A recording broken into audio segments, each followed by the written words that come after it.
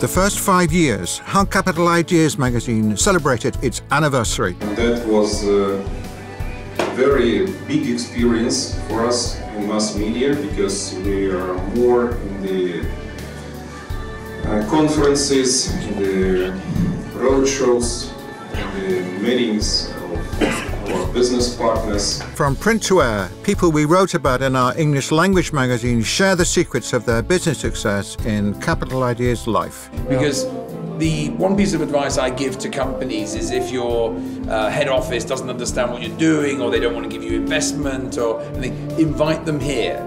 And usually when they see Russia, the first reaction is like, oh wow, it's normal. I didn't think it was going to be like that. Business à la Russe, or a day in the life of a foreigner in Russia. I've seen mostly all around the world. This town is one of the best.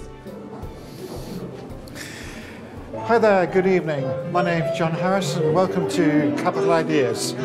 As you may know, there's actually a magazine called Capital Ideas, and it's been around for 5 years.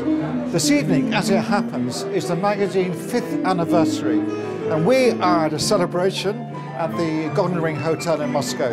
Let's have a look, see what's happening. The Golden Ring Business Hotel in the heart of Moscow. Some of the people who've stayed in this legendary hotel over the years, foreign government delegations, leaders of countries, Russian and international business people, as if it were intended for those married to their work. Tonight, the hotel is happy to welcome its new guests.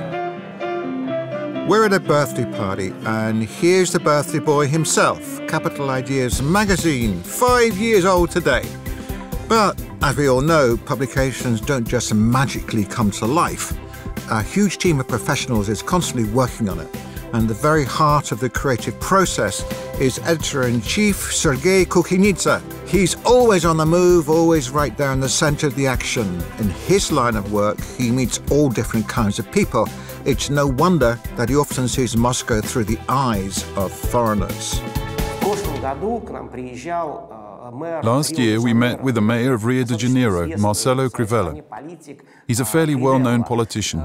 Over the course of 2 days, we went to all kinds of places together. I worked with him throughout his entire visit to Moscow. He was amazed by everything here. But most of all, he was amazed by the number of CCTV cameras. There's 145,000 of them spread across Moscow. It's an unprecedented number. They're used for monitoring both traffic and security around the city. He said he could only dream about having the same thing in Rio de Janeiro. It would make the city safer as well as quieter. And beautiful too. That's a very interesting point. Mr. Crivella and many other international visitors mentioned that there's a lot to learn from Moscow. This year, the Moscow government held the Smart City Conference, and many attendees expressed that very same idea, that there's a lot to be learned from Moscow. And there's so much to say about this project. Over the past 5 years, this English language magazine has published 25 issues. They've shared dozens of success stories with readers. They featured interviews with experts as well as information about the latest development trends in Moscow as both a national and international center of finance. At that time, nobody believes that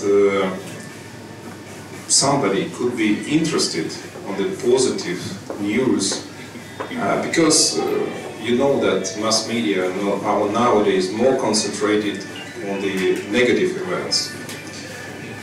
And to my mind, that was a very big experience for us in mass media, because we are more in the conferences, in the road shows, in the meetings of our business partners.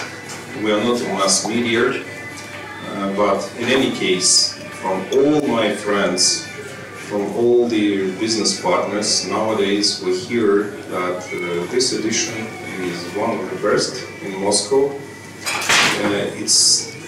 You can find it in the airports, you can find it on the most important international events. One of the first people to congratulate the magazine's team was Moscow government minister and head of the Department for External Economic and International Relations, Sergei Cheryomin. This anniversary party gathered together many people who at various times have appeared upon the pages of Capital Ideas magazine. These are heads of foreign industry associations that cooperate with Moscow, general managers of international companies operating across Russia, and foreign ambassadors accredited in Moscow. Over these 5 years, the magazine has found its loyal audience, and according to the editorial team, the publication is well trusted. Capital Ideas magazine informs its readers about international companies operating in the Russian capital.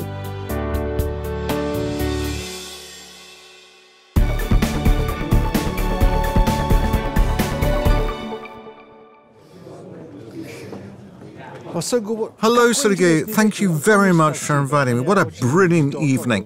And let's talk about your magazine in your office. Sergei Rivazovich, thank you very much indeed for taking the time to meet with us. Now, your magazine is celebrating its 5th anniversary this year.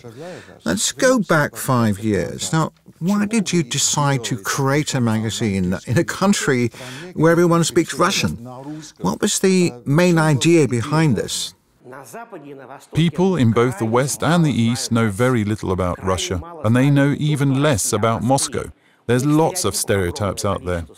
We started this magazine to open people's eyes, so to speak, to dispel some of the stereotypes that exist and to tell our readers about what's really happening in our city. Tell us more about your creative team. Are your journalists and experts all Russian, or do you have an international team? We have journalists with an impressive track record. They have experience working for both Russian and foreign publications. They speak foreign languages. They know how to write for international audiences. This is also crucial. And they know their style. Writing in Russian for Russians is one thing. Writing in a foreign language is an entirely different matter altogether. And what do you think Moscow looks like today from an international perspective? Speaking of sanctions, let me tell you about Matthias Shep. He's a former journalist, and now he's head of the Russian-German Chamber of Commerce. In one of his recent interviews, he said that German businesses are not giving up. Despite all the sanctions, every single expat or business person who works and lives here in Moscow says firmly that they don't want to leave. They know that if there's a gap here, someone will race in to fill it. And if they are forced to leave the country because of the sanctions, it will be extremely difficult for them to return. Sanctions or not, international companies keep fighting fiercely for their place under the Russian sun. And where do you get the ideas for your articles, and what stories would you like to publish in future issues? One of our regular columns is titled Face to Face.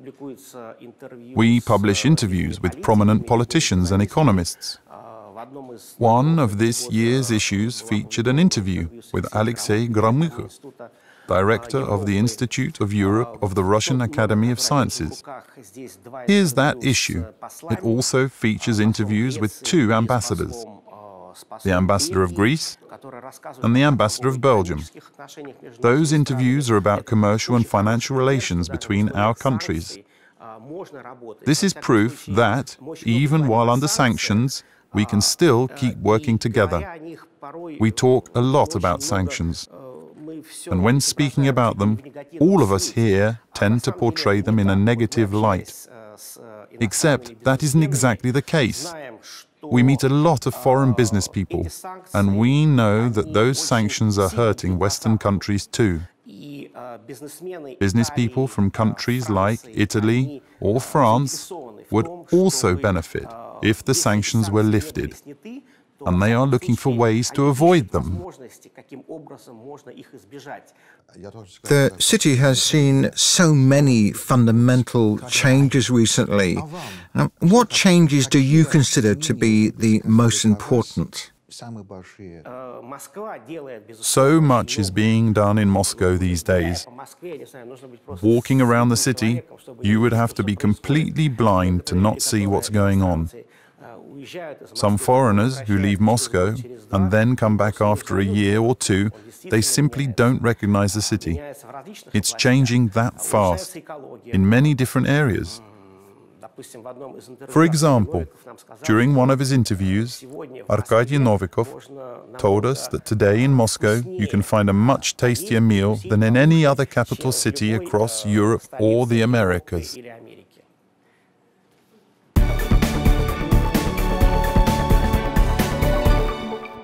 So here we are in this party, 5 years birthday celebration of the magazine Capital Ideas. There's a few ambassadors here, there's a few important people. Actually, people are celebrating the fact that this magazine has been around 5 years, but it's more than just that. What it is a kind of statement, and they're saying that, okay, here we are, we're in Russia, it's okay to do business here. So congratulations, Capital Ideas, on the 5th anniversary. Okay, and I'm going to talk to the Ambassador of Luxembourg, Jean-Claude Knibbelia, about this evening's event. Ambassador, we're here together at this event, 5 years existence of the magazine Capital Ideas. And what does that mean to you? It's permanence. If you look back to 5 years, 2013, to many people,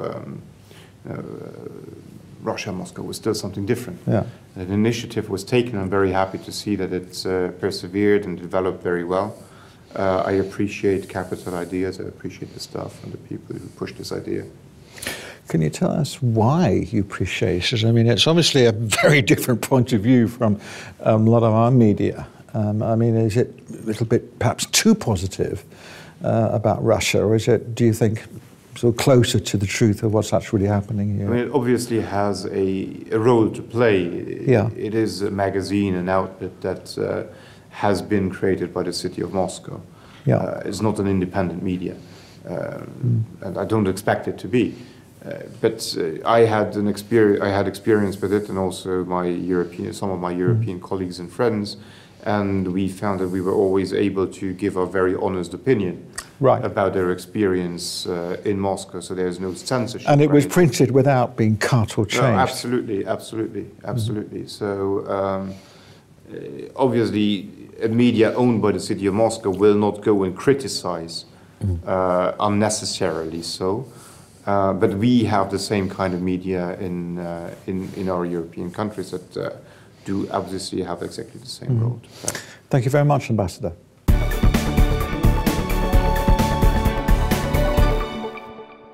Jan Kestentepe is the director of the Russian office of an architectural firm. His company has extensive experience working in the United States, Turkey, Hungary, and other countries around the world.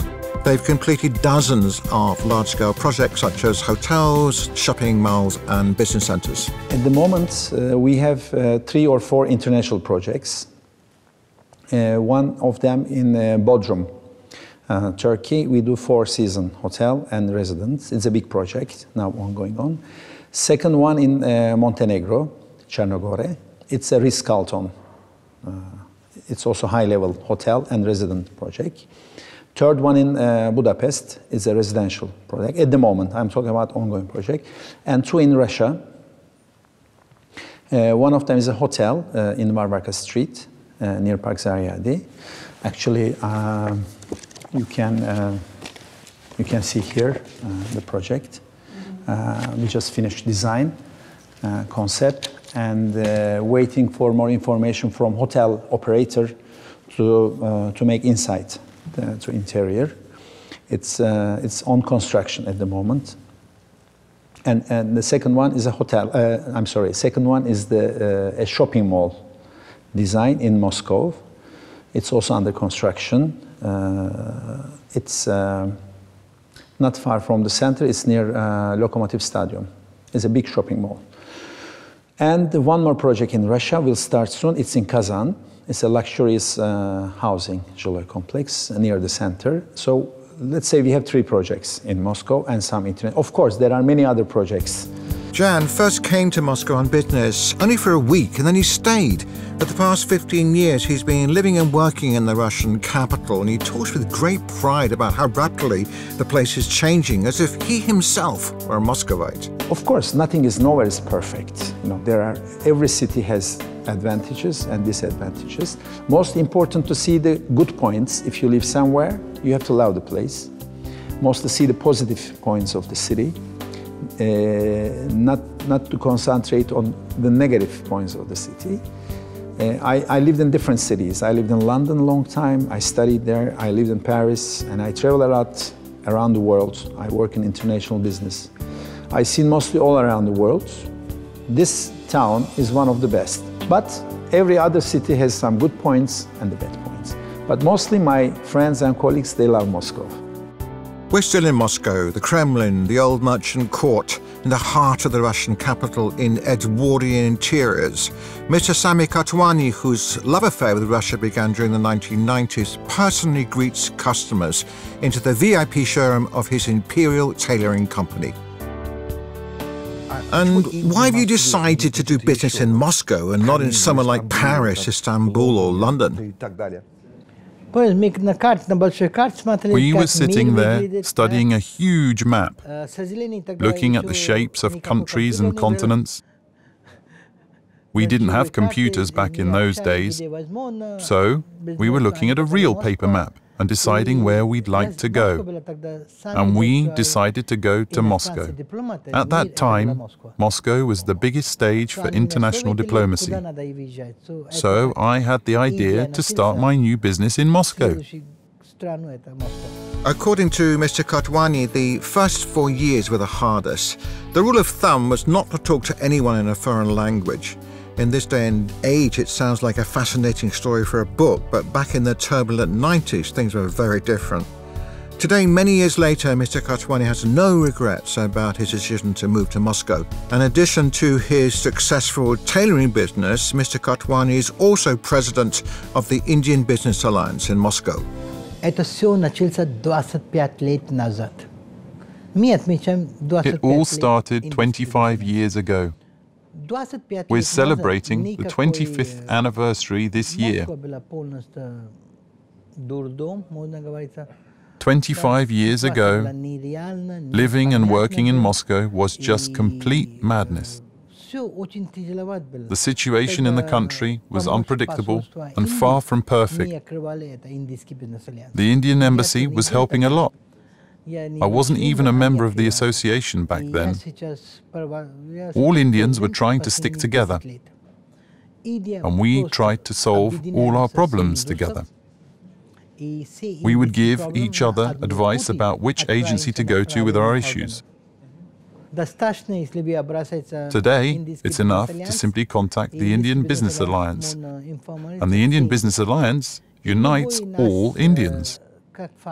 No matter what line of business we're in, whether it's pharmaceuticals or something else, we all work together. Plus, it's better when they receive a letter from the Alliance than when you write a letter as a private person. No one's going to read it. Mr. Kotwani is convinced that the future of cooperation between India and Russia is really important for both countries. What do you think? Does Moscow need a magazine like this today? I still don't like reading emails on my computer. I do it only if it's truly important. This magazine helps me a lot. It's well known, and it's important that they do interviews with all those people. I think it's necessary.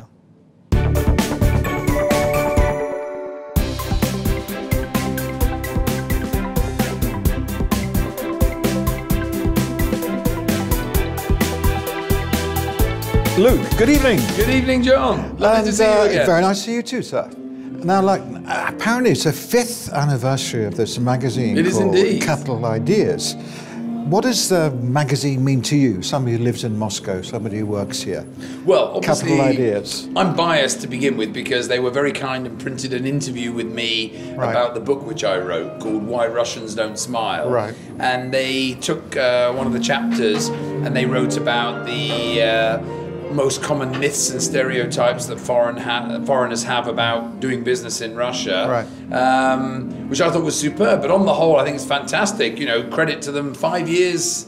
Yeah, you know, it's a long time, isn't it? It is. But you're a businessman here, okay, and you know what it's like trying to communicate to people outside of Russia what's going on here. Tough task. Yeah, it's a tough task.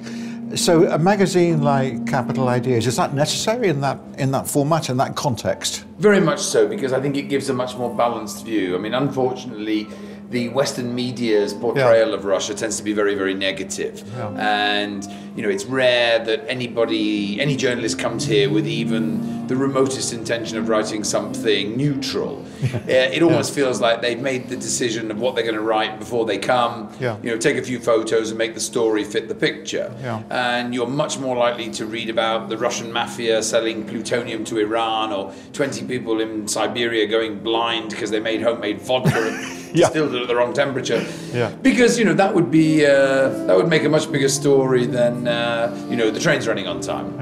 I mean, but I've seen some of the guests here tonight. You've got 3 or 4 ambassadors, you've got a minister from the Moscow city government, you've got this person and that person. It seems like the people who are really kind of doing stuff, they know what the importance is. They need some sort of vehicle communication. And there aren't very many around at the moment. And this is always the biggest challenge, that a lot of the time it feels like you're preaching to the choir. Or as we say in Britain, you're preaching to the converted. That the people who are here in Russia, they know this stuff, unless they're here for like one day. The difficulty is persuading people back home in the Western world that it's actually, you know, okay here. Because the one piece of advice I give to companies is, if your head office doesn't understand what you're doing, or they don't want to give you investment or anything, invite them here. And usually when they see Russia, the first reaction is like, oh wow, it's normal. I didn't think it was going to be like that. Okay. Thank you very much indeed, Luke Jones. What company are you working for here? Antal. Antal. If you need a job, give us a call. Okay, thanks very much. Thanks very much, Luke.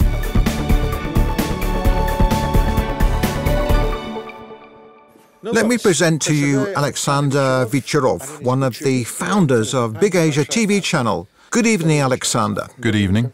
Now, you're here at this fabulous birthday party. Now, what does the magazine Capital Ideas actually mean to you? I think it's not just a magazine about money. It tells its readers about how to do business in our wonderful city. You're a businessman, right? You know what's going on here. Now, I've heard and read that Moscow is becoming some kind of hub for all of Asia, for the eastern part of the planet. And that's despite everything that's going on these days. You know, poor relations, politically, economically, sanctions, and all the unpleasant international relations and so on. Now, in your opinion, with your experience, what is really happening? The pivot towards Asia is the right move to make. Resources are more accessible there, and there's fewer roadblocks than there were before. So Moscow is like a link between the East and the West? These days, the world is overflowing with bad news. Whatever channel you switch on, whatever show you watch, there's nothing positive at all. Our channel shares success stories about people who've actually achieved something. We tell stories not merely from Russia, but from other countries as well. Our channel covers 49 countries. There is a trend towards integration with Uzbekistan, Kazakhstan, Azerbaijan, and Armenia. Russia is in the process of rediscovering Asia, and we are bringing to light a lot of new things. There's a lot we didn't know. So Russia, and especially Moscow, where we are right now, is becoming a new center of international relations between the East and the West. As a businessman from Moscow, what do you think about that? We are trying to regain our investment appeal, and we are learning to do business better. It's become easier to create something, but it's also become harder to make money.